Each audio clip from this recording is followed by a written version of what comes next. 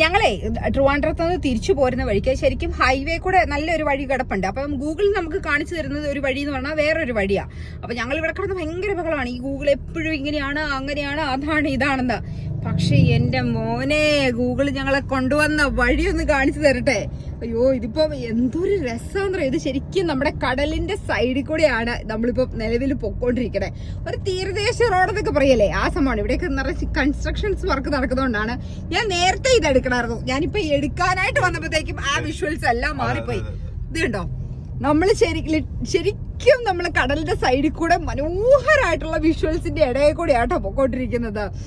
നമ്മളപ്പം എനിക്ക് പറയാനുള്ളത്, നമ്മൾ ഗൂഗിളിനെ ഒരുപാടൊന്നും നമ്മൾ വിശ്വസിക്കരുത്, കുറച്ചൊക്കെ നമ്മൾ വിശ്വസിക്കണം. ഭയങ്കര കിട്ടിലൻ സീനറിയുടെ ഇടയ്ക്കൂടെയാണ് നമ്മൾ വർക്കലയ്ക്ക് പൊക്കോണ്ടിരിക്കണേ.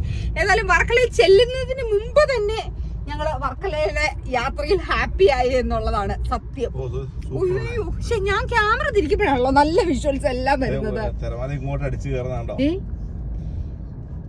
വെറുതെ നമ്മൾ ആ ഗൂഗിൾ അമ്മച്ചിനെ ചുറ്റും വഴക്ക് പറഞ്ഞു വിട്ടിരുന്നേ. എന്ത് രസം ഇങ്ങനെ വഴി കൂടെ യാത്ര ചെയ്യുമ്പോ തന്നെ രസമല്ലേ. അയ്യോ അധികം ആളും ഇല്ല കേട്ടോ. ഭയങ്കര രസമുള്ള ഒരു റോഡാണ് നമ്മൾ പൊക്കോണ്ടിരിക്കണത്. പിന്നെ ആണെങ്കിൽ ഒത്തിരി ആൾക്കാരോ ഒത്തിരി ബഹളം ഒന്നും ഇല്ലാതെ ഒരു കാമായിട്ടുള്ള റോഡിൽ കൂടെ ശരിക്കും ഗൂഗിള് പറയുന്ന ആ വഴി കൂടെ പോവുക. ഗൂഗിളിനെ വിശ്വസിക്കുക, അത്രേ ഉള്ളൂ. പക്ഷെ നമുക്ക് പിന്നെ ഇടയ്ക്കൊക്കെ ചിലപ്പോ വല്ല കുഴിയിലോ കിണറ്റിലൊക്കെ കൊണ്ടിരിക്കുക ചാടിക്കും.